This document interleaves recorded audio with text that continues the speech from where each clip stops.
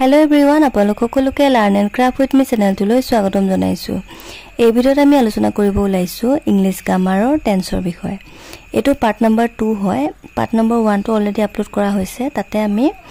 B ভাৰ্বখন আৰু লগতে simple present tense টো শিকিছিলো। ঠিক আছে? তো এই ভিডিঅ'ত আমি স্টাৰ্ট কৰিম প্ৰেজেন্ট কন্টিনিউয়াস টেন্সৰ পৰা। ঠিক আছে? ফাৰ্স্ট অফ অল তাৰ ফৰ্মুলাটো চাই লোৱা প্ৰেজেন্ট কন্টিনিউয়াস টেন্সত কি হয়। ফাৰ্স্টতে হে subject plus am is are যিকোনো এটা হ'ব যেনে I লগত am হ'ব he she ইটৰ লগত is হ'ব they লগত are হ'ব তাৰপিছত কি আহিব তাৰপিছত আহিলে প্ৰেজেন্ট পাৰ্টিসিপল তাৰ লগত তোমাৰ কি হ'ব ing হ'ব নে for example I am eating মই খাই আছো তো এটো কি হৈছে বৰ্তমান চলি আছে তো তাক আমি কি বুলি কম প্ৰেজেন্ট কন্টিনিউয়াস টেন্স বুলি কম ইয়াতে চোৱা I লগত subject I আহিছে তাৰ লগত am হৈছে present participle eating মানে eater লগত ing হৈছে so he is dancing he নাচি আছে গতিকে এটো কি হ'ব present continuous tense হ'ব এটা চোৱা present tense or verb লগত ing যোগ দিলে present participle হয় ঠিক আছে যেনে do লগত যদি ing যোগ কৰি দিয়া তেনেহলে doing টো কি হ'ব present participle তেনেকে ধৰা sleep লগত ing যোগ কৰিলে sleeping হ'ব তো হেতু কি হ'ব present participle ঠিক আছে এতিয়া present continuous tense তুমি ধৰ্মবিলাক চাই লোৱা বৰ্তমান সময়ত কোনো এটা কাম হৈ থকা বুজালে present continuous tense হয় যেনে he is doing the work he কামটো কৰি আছে তো এটো বৰ্তমান চলি আছে ন গতিকে তাক আমি কি বুলি কম present continuous tense বুলি কম হল নেক্সট 2 নম্বৰত দিছে আসন্ন ভৱিষ্যত অৰ্থাৎ খন্তেক সময়ৰ পিছত হোৱা বুজালে মানে খন্তেক সময়ৰ পিছত হ'ব কিন্তু হি চলি থাকিব বুজি পাইছানে তেনেবোৰ ক্ষেত্ৰতো আমি প্ৰেজেন্ট কন্টিনিউয়াস টেন্স ব্যৱহাৰ কৰিব পাৰো যেনে he is arriving the next morning he next দিনাখন মানে পিছদিনাখন ৰাতিপুৱা পাবহি তো হেতু চলি থাকিব ন গতিকে হেতুক আমি কি বুলি কম প্ৰেজেন্ট কন্টিনিউয়াস টেন্স হল নেক্সট তোমাৰ আহিলে গোইং টু ব্যৱহাৰ ঠিক আছে এটা চোৱা গোইং টু ব্যৱহাৰ কত হয় যে ভৱিষ্যতে কোনো কাৰ্য সম্পাদন হ'ব বুজালে গোইং টু ফৰ্ম ব্যৱহাৰ কৰিব পাৰি মানে ভৱিষ্যতে কিবা এটা কাম হ'ব আৰু তেনেবোৰ ক্ষেত্ৰত আমি গোইং টু ব্যৱহাৰ কৰো দে যেনে I am going to write a letter যেনে মই এখন চিঠি লিখিম বুজি পাইছানে এনেকে ভৱিষ্যতে কৰিম কিন্তু মানে গোইং টু ব্যৱহাৰ যদি থাকে তেনেহলে তাকো আমি কি বুলি কম প্ৰেজেন্ট কন্টিনিউয়াস টেন্স ঠিক আছে লাইকলিহুড অৰ্থাৎ সম্ভাৱনা বুজাবলৈ গোইং টু ব্যৱহাৰ কৰা হয় বুজি পাইছানে সম্ভাৱনা বুজাবলৈ গোইং টু ব্যৱহাৰ হয় বুজি পাইছা যেনে the wine is going to blow মানে বতাহ বলিব এতিয়া এই মাত্ৰ হ'ব বা হোৱা চান্স আছে তেনেবোৰ ক্ষেত্ৰত কি হয় গোইং টু ব্যৱহাৰ হয় আৰু হেবু কি টেন্স হ'ব প্ৰেজেন্ট কন্টিনিউয়াস টেন্স ইয়াতে কেইটামান ওয়াৰ্ড আছে ওয়াৰ্ড কিটা চাই লোৱা see hear smell notice taste recognize love hate wish want feel desire like forgive believe understand think realize know expect suppose recollect care refuse gather mean matter resemble contain belong possess consist remember observe under ঠিক আছে এই word কিটা তোমালোকে একদম মন ৰাখিবা এই word কিটাত মানে কিছুমান এটা কথা আছে মন ৰাখিব লাগিব গতিকে ইয়াত যিকিটা শব্দ মানে ইয়াতে আমি পঢ়িলো হেকিটা লিখি লবা ঠিক আছে ভিডিওটো পজ কৰি লিখি লবা এতিয়া সেইটো বস্তু চাই লোৱা milk contains water ঠিক আছে কিন্তু not containing বুজি পালানে মিল্কৰ লগত মানে গাখীৰত কি থাকে পানী থাকে হয়নে not containing বুজি পালানে এই বাক্যটো তোমাৰ কি হৈছে প্ৰেজেন্ট কন্টিনিউয়াস টেন্স হৈছে কিন্তু তাক আমি ing যোগ কৰিব নোৱাৰো আকৌ ধৰা the rose smells sweet কিন্তু ইয়াতে is smelling আমি লিখিব নোৱাৰো বুজি পালানে ইয়াত আমি লিখিব লাগিব the rose smells sweet বুজি পালানে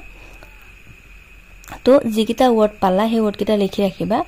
তেতিয়া হলে গম পাবা যে যেতিয়া হে বাক্যটো প্ৰেজেন্ট কন্টিনিউয়াস টেন্সত থাকিব তেতিয়া হলে হে বাক্য মানে শব্দকিটাৰ লগত ing যোগ নকৰিবা এনেকুৱা নহয় যে হে শব্দবিলাকৰ লগত ing যোগ কৰিব নোৱাৰা যোগ কৰিলে ভুল হ'ব হেতু নহয় কিন্তু প্ৰেজেন্ট পাৰফেক্ট প্ৰেজেন্ট কন্টিনিউয়াস টেন্সত মানে তুমি নোৱাৰা ing যোগ কৰিব বুজি পাইছা কথাটো নেক্সট চোৱা প্ৰেজেন্ট পাৰফেক্ট টেন্স ইয়াৰ ফৰ্মুলাটো হৈছে subject plus have বা has লগতে past participle plus object হল প্ৰেজেন্ট পাৰফেক্ট টেন্স টো এনেকুৱা এটা টেন্স যিটো মানে আমি প্ৰায় ব্যৱহাৰ কৰো আৰু হয়নে এটা চাবা প্ৰথমতে সাবজেক্ট আহিব তাৰপিছত হ্যাভ নহলে হ্যাজ লগতে পাস্ট পাৰ্টিসিপল আৰু অবজেক্ট এতিয়া এই হ্যাভ আৰু হ্যাজ কোড বহে আমি যোৱা ক্লাছত যেতিয়া বিভাগখন পঢ়িছিলো তেতিয়া শিকিছিলো হয়নে তো সেই বিভাগখন একদম মনত ৰাখিব লাগিব তেতিয়া তোমালোকৰ গ্ৰামাৰ একো ভুলে নহয় হল এতিয়া চোৱা যিকোনো এটা কাম এই মাত্ৰ শেষ হোৱা বুজালে কি হয় প্ৰেজেন্ট পাৰফেক্ট টেন্স হয় যেনে he has done da work হি কামটো কৰিলে ৰাম হেজ গন ৰাম গুছি গল এটো কি হল এই মাত্ৰ শেষ হৈছে বুজি পাইছে নে মাত্ৰ শেষ হৈছে তেনেকুৱা বিলাক কামত কি হয় প্ৰেজেন্ট পাৰফেক্ট টেন্স হল আকৌ চোৱা ইয়াতে দিছে অতীততে হোৱা কোনো কামৰ ফল এতিয়ালৈকে চলি থাকিলে বুজি পালানে আগতে কিবা এটা কাম হৈছে আৰু হেতু এতিয়ালৈকে চলি আছে তেনেবোৰ ক্ষেত্ৰটো কি হ'ব লাগিব প্ৰেজেন্ট পাৰফেক্ট টেন্স হ'ব লাগিব যেনে they have owned the match সিহঁতে সেই মেটছখনত জিকিলে বুজি পাইছে আগতে জিকিছিল কিন্তু এতিয়ালৈকে তাৰ ফলটো আমি ভোগ কৰি আছো the sun has set সূৰ্য মাৰ গল হেতু আগতে মাৰ গল কিন্তু এতিয়ালৈকে আমি তাৰ ফলটো পাই আছো তেনেবিলাক ক্ষেত্ৰটো কি হয় প্ৰেজেন্ট পাৰফেক্ট টেন্স হয় হল নেক্সট চোৱা go come set arise use rise আদি intransitive ভাৰ্বৰ লগত কি বিভাৱৰ সৈতে past participle tense হয় যেনে ৰাম হেজ গান মানে কি কৈছে আৰু ভাৰ্বৰ মানে past participle টো হৈ যায় যেনে go টো কি হৈছে গান হৈছে বুজি পালা এইবিলাক থাকিলে আৰু go come set arise use rise এটো মনত ৰাখিবা হল নেক্সট চোৱা কিছু দূৰ অতীতৰ পৰা বৰ্তমানলৈকে চলি থকা কাম এটা বুজালে পাৰফেক্ট টেন্সৰ কন্টিনিউটিভ ইউজ হয় মানে অতীতৰ পৰা চলি আছে বৰ্তমানলৈকে হৈ আছে তেনেবোৰ ক্ষেত্ৰত আৰু বুজি পালানে পাৰফেক্ট টেন্সৰ কন্টিনিউটি হয় বুলি কৈছে যেনে দে হেভ নোন ইচ আদাৰ ফৰ লাষ্ট 5 ইয়াৰ্স যোৱা 5 বছৰ ধৰি তেওঁলোকে মানে ইজনে সিজনক চিনি পায় তো এটো অতীততে হৈছে আৰু এতিয়ালৈকে চিনি পাই আছে বুজি পাইছানে গতিকে তেনেবিলাক ক্ষেত্ৰত কি হ'ব প্ৰেজেন্ট পাৰফেক্ট টেন্স হ'ব হল মানে এটো কি হৈছে আগৰ পৰা চলি থকা কামটো এতিয়াও চলি আছে বুজি পালা আকৌ চোৱা অতীত কালত আৰম্ভ হৈ বৰ্তমানত সমাধা হোৱা কামৰ ক্ষেত্ৰটো প্ৰেজেন্ট পাৰফেক্ট টেন্স হয় যেনে his father has seen the Kaziranga forest মানে চোৱা অতীত কালত আৰম্ভ হৈছে আৰু এতিয়া শেষ হৈছে মানে এতিয়া সমাধা হৈছে বুলি কৈছে তেওঁ দেউতাকে কাজিৰঙা দেখিছিল বুজি পাইছানে চোৱা দেখিছিল বুলি ক'ব নোৱাৰে দেখিছে বুলি ক'ব লাগিব দেখিছে হয়নে his father has seen the Kaziranga forest তেওঁ দেউতাকে কাজিৰঙা ফৰেষ্টখন দেখিছে তো এই ক্ষেত্ৰত আমি কি লিখিব লাগিব প্ৰেজেন্ট পাৰফেক্ট টেন্স ইয়াতে চোৱা সি টো কি হৈ গৈছে সিন হৈ গৈছে মানে ভাৰ্বৰ পাস্ট পাৰ্টিসিপল হৈছে his father টো যেটো থাৰ্ড পাৰসন গতিকে থাৰ্ড পাৰসনৰ লগত হেজ হৈছে এই কথাখিনি মনত ৰাখিবা কি হয় প্ৰেজেন্ট পাৰফেক্ট টেন্সত সিঙ্গুলাৰ নাম্বাৰ লগত হেভ হয় সবই লগতে হেভ হয় I have we have you have he she it has আৰু they have বুজি পাইছানে অকল থাৰ্ড পাৰসন সিঙ্গুলাৰ নাম্বাৰ লগতে হেজ হয় ঠিক আছে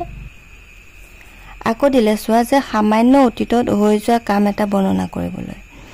মানে সামান্য অলপ আগত হৈ যোৱা কাম মানে ধৰা he has had his lunch হি তাৰ দুপৰীয়া আহাৰ গ্ৰহণ কৰিলে এটো অলপ আগতে হৈ গৈছে তো এনেবৰ ক্ষেত্ৰটো কি হয় present perfect tense I have told you that already মই তোমাক এটো অলৰেডি কৈছো তো এটো কি হ'ব সো প্ৰেজেন্ট পাৰফেক্ট টেন্স ঠিক আছে তো এই ভিডিওত ইমানে আছিল তোমালোকক কেটামান হোমৱৰ্ক দিছো হোমৱৰ্ক কিটা চাই লোৱা এক নম্বৰ দিছে ইউ ডেশ সি ডেশ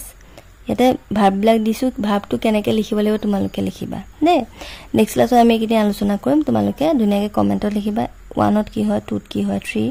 4 5 6 লৈকে দিছো 6টা কোৱেশ্চন আটাইকিটা 6টাত তোমালোকৰ কি হয় আনসাৰটো কমেন্টত লিখিবলৈ নাপাহৰিবা ঠিক আছে তো আজিলৈ ভিডিওটো চোৱাৰ বাবে বহুত বহুত ধন্যবাদ thank you for watching and study well